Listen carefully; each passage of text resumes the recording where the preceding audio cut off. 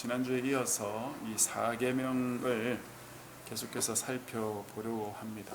이 사계명을 준비하면서 느낀 것은 이 참 나눌 것이 너무나 많다 하는 생각이었고요. 현실적으로 이걸 다 나누기는 어렵기 때문에 오늘도 그 중에 좀 핵심적인 부분 위주로 나누려고 합니다. 지금까지 해봤듯이 제가 나누는 것 내용을 중심으로 해서 여러분들이 여러 가지 묵상들을 또 해보시고 여러분의 신앙생활에 풍성하게 적용을 하시기를 바랍니다. 이 사계명의 의미가 무엇인지 지난주에 살폈는데 그걸 복습하면서 시작을 하겠습니다. 사계명의 의미가 무엇이라고 했습니까? 하나님께서 천지를 창조하시고 난 후에 제7일을 쉬시면서 거룩하게 하셨다고 했습니다. 이것을 본받아서 우리도 우리가 일상에 하던 모든 일들을 쉬는 것이 첫 번째라고 했습니다. 하나님께서 쉬시면서 아무 일도 안 하신 게 아니라 그날을 거룩하게 하셨다고 하셨습니다. 그러나 나를 거룩하게 하신 게 아니라 그날을 지키는 자들을 하나님께서 거룩하게 하신다 하는 그런 의미였죠. 하나님께서 자기 백성 삼으신 자들을 더욱 백성답게, 더욱 온전하게, 더욱 거룩하게 만들어 가시는 사역이 바로 이 안식일 사역이라는 것입니다. 이제부터 이 단순한 두 가지 일, 즉 쉬고 거룩해져 가는 이 두 가지 일을 통해서 하나님께서 하실 역사를 좀 살펴야 되겠는데요. 이 두 가지 일을 통해서 하나님이 하시는 일이 있으십니다. 그 일은 영구적인 의미를 지니기 때문에 우리가 반드시 살피고 기억해야 되겠습니다. 먼저 쉼에 대해서 생각해 봅시다. 쉬는 건 6일 동안의 내 일을 쉬는 거라고 했습니다. 6일 동안의 내 일은 하나님께서 주신 소명이기도 하지만 동시에 내가 이 땅에서 돈 벌어먹고 살아가는 그런 직업이기도 하죠. 소명과 직업을 따로 생각할 필요가 없습니다. 하나님의 백성들이 하는 일이 바로 하나님이 맡기신 소명이고 그걸 통해서 내가 또 먹고 살기 때문에 직업이기도 하는 겁니다. 그런데 안식일은 그 일을 쉬라는 것이죠. 그 일을 하지 말고 그 시간에 하나님 앞에 나오라는 겁니다. 지난주에 말씀드렸다시피 누가 쉬기 싫어서 안 쉬겠습니까? 쉬기 힘든 상황이 현대인들의 목을 조이고 있지 않습니까? 우리는 과연 주일날 다른 일 하지 않고 쉴 수 있습니까? 하나님께서 그의 백성들에게 7번째 날 쉬라고 하신 명령에는 아주 놀라운 은혜가 있습니다. 그날 하루 일하지 않아도 하나님께서 먹여주실 것이라는 약속이 이 안에 있는 것입니다.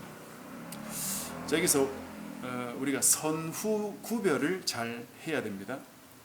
하나님께서 6일 동안 일할 수 있도록 해 주셨고 많은 열매를 맺게 해 주셨으니까 그 대가로 성전에 와서 예배드리라 하는 게 아닙니다. 즉 먼저 내가 너희들에게 이런저런 걸 베풀어 주었으니까 너도 나에게 와서 이 정도는 해줘야 된다 라면서 베푼 은혜에 대한 대가를 요구하는 게 아니다 이 말이에요. 많은 성도들이 이런 생각을 가지고 있을지 모르겠습니다. 내가 하나님께 예배드리는 것이나 헌금을 하는 것 또는 교회 봉사를 하는 것 등을 하나님께서 내게 은혜를 베풀어 주셨으니까 내가 그걸 조금이라도 갚아야 되지 않겠냐라고 생각해서 하는 행동이라고 생각하는 게 아닌가 그거죠. 물론 그런 마음 자체가 나쁜 건 아닙니다. 하나님의 은혜를 보답하고 싶은 마음 그건 아주 좋은 마음이고 합당한 마음이죠. 그러나 하나님께서 안식일을 지키라 요구하시는 건 그것과 다른 것이다 이 말이에요. 하나님께서 안식일을 지키라고 하시는 이유는 하나님께서 무언가를 받아가기 위함이 아니라 처음부터 끝까지 사실은 우리에게 무언가를 베풀어주기 위한 것이에요. 먼저 쉬는 것은 나의 육적인 또는 영적인 정신적인 모든 면에서 좋죠. 사람이 쉬지 못하면 병듭니다. 주기적으로 쉬어줘야 합니다. 그래서 이 쉼을 제대로 즐길 수 있도록 하나님께서 조치를 취해 주신다는 겁니다. 그거는 안식일 날 쉬어서 일을 안 해도 그날 먹을 수 있는 분량을 하나님이 채워주시겠다고 약속한 겁니다. 즉 평일날 내가 일하는 것도 하나님께서 은혜 베풀어 주셔서 일하고 먹고 살았지만 안식일날 일을 하지 않아도 먹고 살 수 있도록 하나님이 조치를 취해 주시겠다고 약속하셨어요. 이스라엘 백성들이 광야에서 만나를 먹었던 시절이 있습니다. 만나가 매일 아침에 그 새벽에 이슬처럼 광야에 내렸습니다. 그걸 거두어 가지고 굽기도 하고 삶아서 이렇게 먹었습니다. 그런데 이 만나는 특징이 한 가지 있었어요. 해가 뜨면 녹아버렸다는 것입니다. 그러니까 해가 뜨기 전에 일찍 나가서 각자가 하루 먹을 분량을 거두어 와야 됐고 그것을 다음 날까지는 남겨두지 말라고 하셨어요. 이것이 매일 만나를 내려주시겠다는 하나님의 약속이죠. 그런데 이걸 믿지 못한 백성들이 그걸 이제 다음 날까지 남겨두었던 경우가 있고 그러다 보니까 그게 벌레가 생기기도 했었던 겁니다.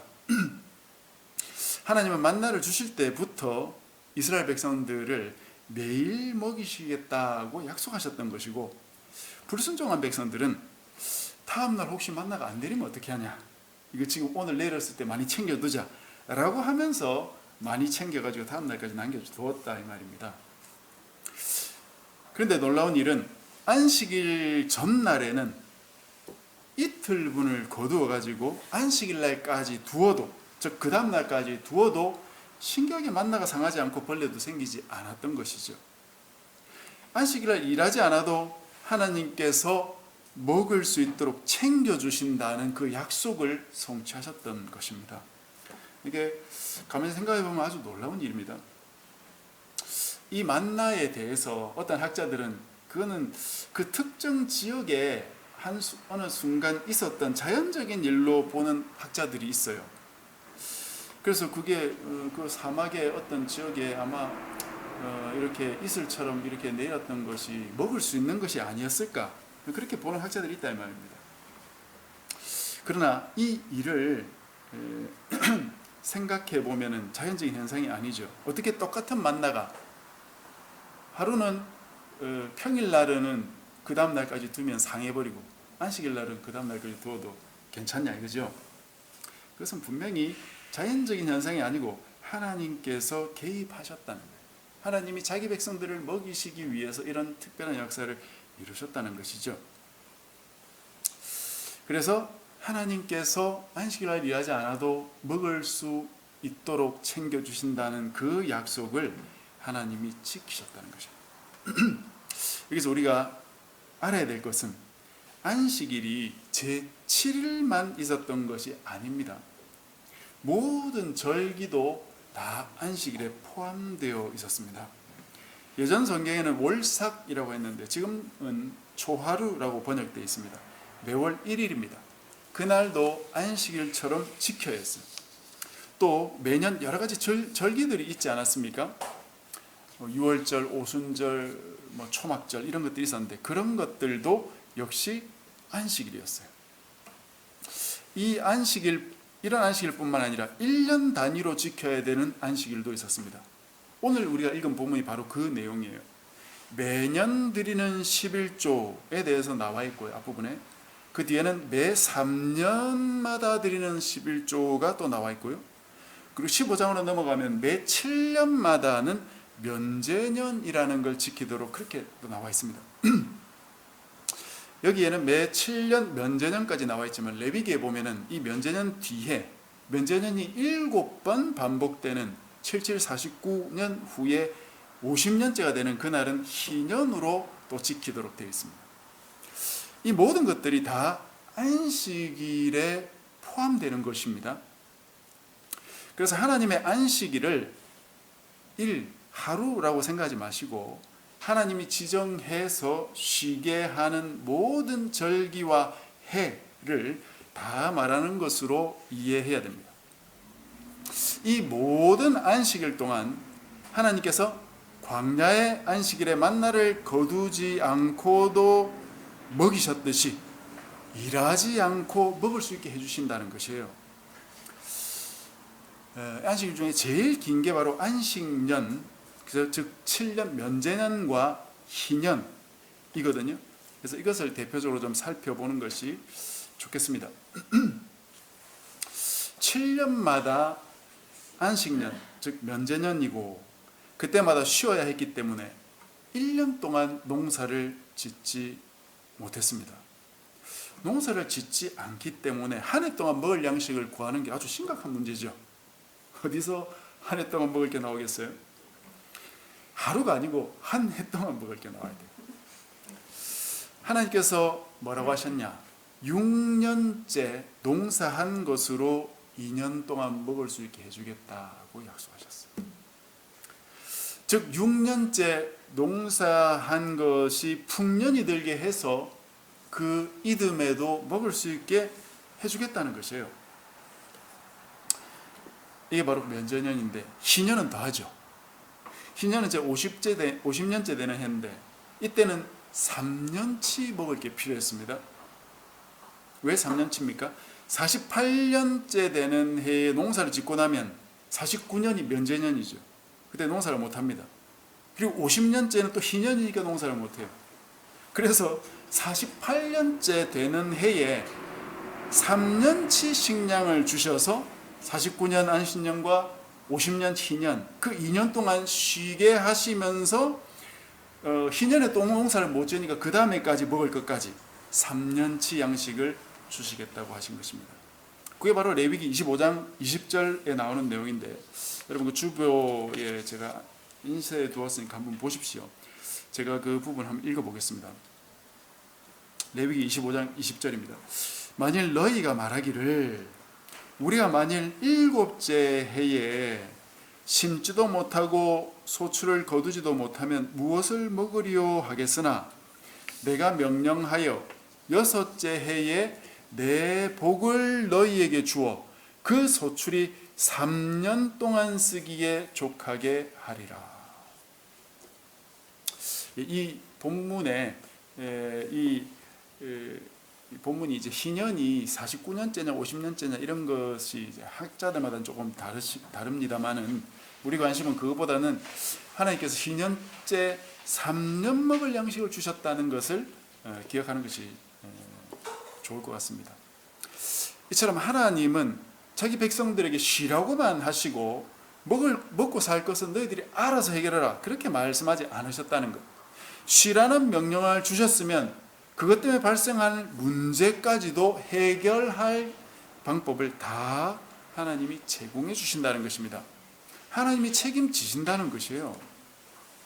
이건 하나님의 약속이기 때문에 우리의 믿음이 필요한 거죠. 하나님이 주신 약속을 믿지 않으면 안식일을 못 지키는 것이죠. 안식일에 쉬는 것조차 하나님을 믿어야 지킬 수 있다 이겁니다. 하나님께서 내 먹을 걸 채워주시리라고 믿으셔야 됩니다. 내가 주일날 시간 내어서 하나님을 예배하고 돈벌이를 멀리하고 챙기지 않아도 내 먹고 사는 부분에 문제가 없도록 하나님이 지켜주실 것이다 라고 믿어야 된다는 겁니다. 그런데 과연 이것이 오늘날 주일 성수를 말하는 것이냐? 꼭 그렇지는 않습니다. 이 부분에 대해서는 제가 다음 주에 좀 말씀드리겠습니다. 이건 안식일 전체를 정리해야 되는 부분이기 때문에 다음 주에 말씀드리겠고요. 어쨌든 지금 우리는 주일날을 정해서 모이고 있으니까 주일 중심으로 생각을 하면 되겠습니다. 이렇게 쉬면서 거룩하게 하시는 하나님의 역사를 받아야 되는 겁니다. 거룩하게 하는 역사가 뭐냐?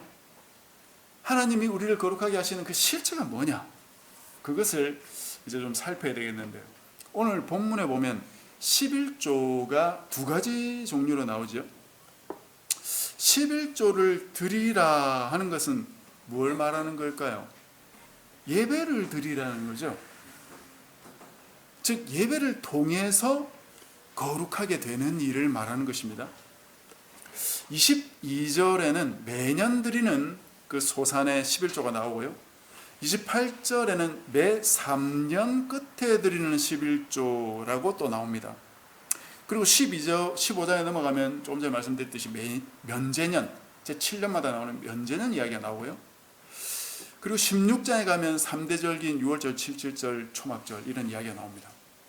이 모든 게 안식절이라고 말씀드렸습니다. 안식일의 공통점이 뭡니까? 하나님께 가서 예배드리는 거죠. 즉, 이 모든 날들을 안식일처럼 지킬 때 하나님께서 거룩하게 하시는 역사를 우리가 경험할 수 있게 되고 더욱 온전한 그런 백성이 될 수 있다는 것입니다. 그럼 거룩하게 되는 건 뭐냐? 흰 옷을 입고 흰 머리칼과 수염을 휘날리면서 좀 거룩한 곳에 사는 그런 게 아니죠. 여러 번 말씀드렸지만 거룩이라는 건 구분되는 것입니다. 세상과 구분되는 것입니다. 특히 이스라엘 백성들의 그 세계에서 보자면 당시 고대 근동 사회와 구분되는 것입니다. 그럼 질문이 생기죠.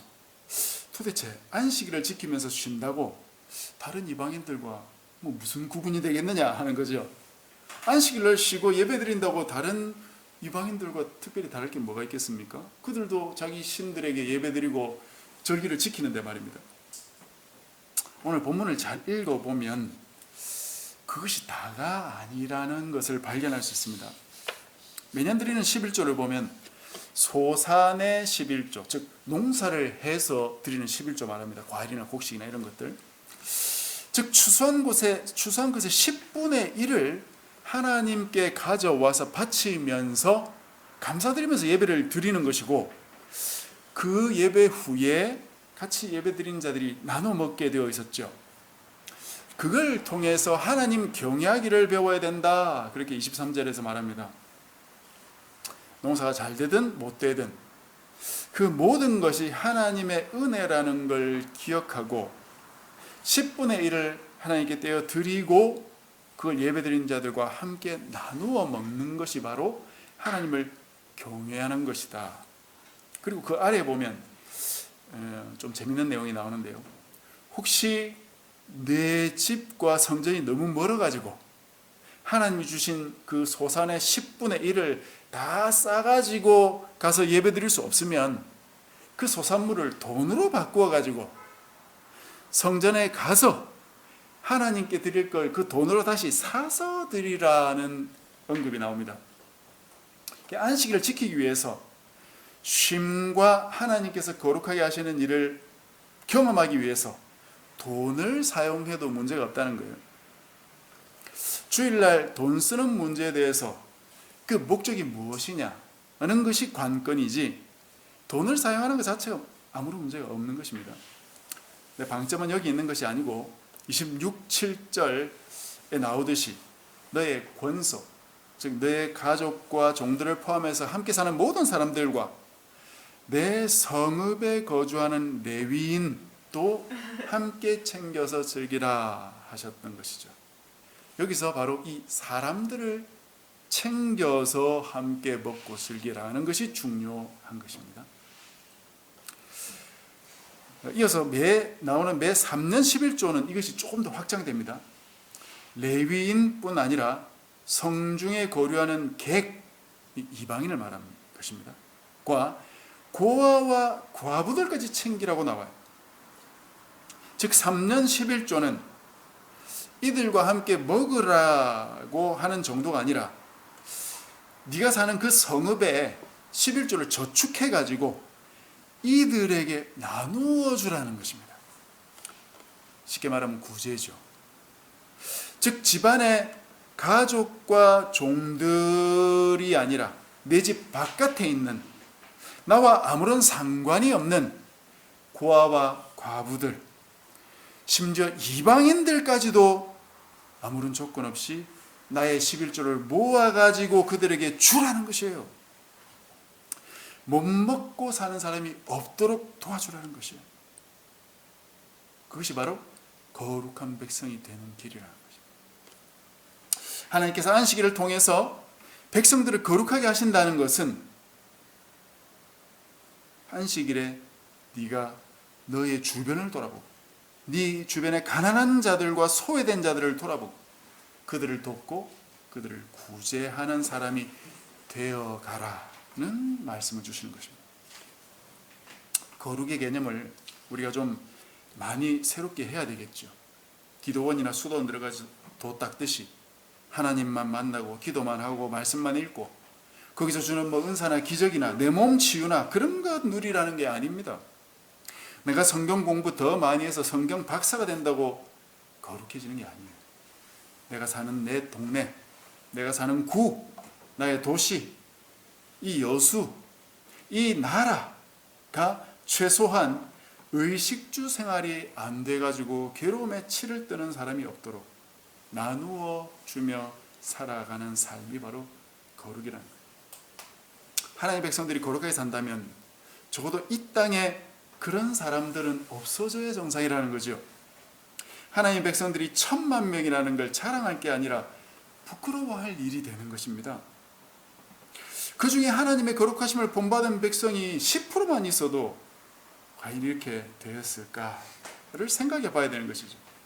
이 사회 각계각층에 예수님을 믿는 사람들이 판을 치고 있으면서도 여전히 이자 몇 푼 낼 돈이 없어서 목숨 끊고 있는 사람들이 있는 것이 바로 우리 사회예요.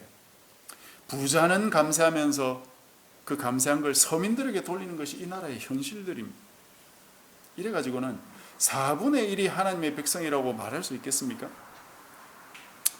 10,000,000명이 자신의 11조를 사회 구제를 위해서 환원했다면 결코 이런 일이 벌어지지 않았을 겁니다. 11조를 교회에만 쌓아두니까 이런 일이 벌어지는 거 아니겠어요? 3년마다는 나가서 세상을 위해서, 세상에 어려운 사람들을 위해서 그들을 구제하고 그들을 도와주라. 네가 일면식도 없는 사람에게까지도 도와주라고 말하는 것이 하나님의 거룩의 방식이에요.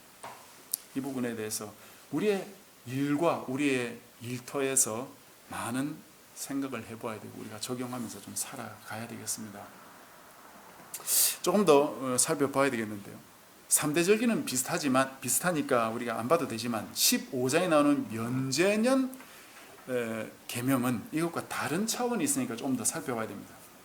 면제년은 7년마다 돌아온다고 해서 안식년으로 많이 알려져 있는데요. 면제년이라는 용어가 조금 더 오늘 본문에 맞습니다. 면제년은 말 그대로 면제해주는 해입니다. 빚을 탕감해주는 해라는 말입니다. 15장 1절에서 6절까지는 제7년 면제년이 오면 모든 빚을 면제해주라 명령하셨습니다. 빚을 다 털어주라는 것이에요. 1억 빚이 있어도 탕감해주고 10억이 빚이어도 탕감해주라는 것이에요. 이 명령을 잘 지키면 이 땅에 가난한 자가 없게 될 것이고 하나님께서 계속해서 너에게 복을 주시겠다고 약속하셨어요. 그 아래 이어지는 내용에는 면제년이 가까이 오면은 내가 빌려줬다가 자칫하면 못 받을 수 있으니까 어려운 형제 와서 좀 구워달라고 할 때 구워주기 싫은 마음이 생길 수 있다는 거예요. 그런데 하나님 뭐라 하셨느냐? 만약 네가 가난한 형제에게 안 구워주면 그것이 너에게 죄가 될 것이다. 네 안 구워주면 각오해라. 그렇게 경고하셨다 이거예요. 혹시 못 받을지라도 아까워하는 마음 품지 말고 넉넉히 구워주라. 그렇게 말씀하셨습니다. 그리고 그 뒤에 이어지는 12절 18절까지 보면 면제년에는 종도 해방해 주라고 말씀하셨어요. 여러분 이 고대 사회의 종이라는 건 굉장히 중요한 소유거든요. 그런데 종도 해방해 주라. 하나님께서 그렇게 말씀하셨어요. 특히 동족 히브리인들이 어쩔 수 없이 가난에 찌들어서 자기 자신을 팔아서 종이 되었다면 제7년 면제년에는 반드시 해방시켜줘야 된다. 그런데 그때 빈손으로 보내지 말고 지금까지 너를 섬겨준 것을 고맙게 여겨서 온갖 생필품 먹을 것 다 챙겨서 보내주어야 된다고 말씀하셨습니다. 혹시 그 종이 너를 사랑해서 떠나기를 원하지 않으면 그 귀를 뚫고 영원히 너와 함께 살면서 종으로 이렇게 살 수 있었다. 그러나 그것은 종의 자유라는 것이에요. 주인이 못 가게 막아서는 안 되고 종이 선택할 자유였다는 것입니다. 종이 자유인이 되지 않고 주인과 함께 머물겠다고 할 때 그렇게 하는 것이지 너가 그렇게 해서는 안 된다. 기본적으로 너의 종이었다고 해도 너와 똑같은 인간이고 똑같은 하나님의 백성이다 하는 것이 동등한 인권의식을 가져야 된다는 것입니다. 거룩이 무엇입니까? 종교생활이 아니에요. 종교활동이 아닙니다. 교회에서 하는 무슨 행사가 아닙니다. 가난하고 어려운 환경에 있는 자들을 구제하고 소외되어서 돌봄의 손길이 미치지 못하는 범위에 있는 사람들, 그들을 돌아보고 사회적으로 가장 약자들의 인권을 지켜주는 행위다 이거죠. 한마디로 말해서 정의롭게 살고 공의롭게 살아가는 것이 바로 거룩이다 하는 것입니다. 주원준이라는 교수가 이런 말을 했어요. 신명기는 부의 재분배, 가난 구제, 사회적 안전망의 확충 등을 챙기는 것이 하나님을 공경하는 종교적 실천과 떨어진 것이 아니다. 즉 거룩이란 날마다 교회에 앉아서 기도하고 말씀이나 외우고 묵상하고 있는 게 아니라는 것이죠. 밖에 나가서 힘들고 어려운 상황에 있는 사람들, 소외된 사람들, 아무 관심도 받지 못하는 사람들, 그들을 돌아보고 그들이 그렇게 되도록 만든 이 사회적인 제도에 대해서 관심을 가지고 그런 것을 극복하기 위해서 우리가 노력하는 것, 그런 것이 참된 거룩이라는 것이에요. 우리가 하나님의 거룩한 백성이 된다는 것은 바로 이런 의미다 하는 것이에요. 교회 생활을 더 열심히 하는 백성이 된다는 뜻이 아니라 사배가 돌보지 못하는 영혼들, 사각지대에 놓인 영혼들, 사람들의 관심이 없으면 살아가기 힘들지만 사람들은 외면하는 영혼들, 어쩌면 내가 그들을 돕는다고 내게 아무런 유익이 돌아오지 못하는 그런 사람들, 어쩌면 내가 그들을 도와줄 때 내 명예가 실추될지도 모르는 사람들, 그렇게 외롭고 소외되고 아무도 챙겨주지 못하는 그 영혼들을 돌아보는 것이 거룩한 백성들만 할 수 있는 일이라는 것이에요. 그게 하나님께서 자기 백성들에게 기대하시는 일이고 하나님의 백성이 하나님의 백성임을 드러내주는 일이 된다는 것입니다. 거룩은 상태에 있는 것이 아니라 생활과 삶과 행위로 나타나는 것입니다. 이런 삶을 살아서 더욱 거룩하게 되는 우리 모두가 되어야 되겠습니다. 말씀을 정리하겠습니다. 쉼과 거룩에 대해서 오늘 함께 살펴보았는데요. 쉴 수 있도록 하나님께서 베푸신 은혜로 거룩에 이룰 수 있는 우리 모두가 되어야 되겠습니다. 우리가 함께 몸담고 있는 이 사회를 돌아보면서 내가 할 수 있는 일이 무엇인지 고민해보는 한 주간이 되어야 되겠습니다. 그리고 나의 일터에서 어떻게 하는 것이 거룩한 길인지 고민하면서 살아가는 또 한 주간이 되어야 되겠습니다. 그래서 우리를 통해서 하나님의 거룩이 드러나는 거룩한 백성 다 되시기를 주님의 이름으로 간절히 축복합니다.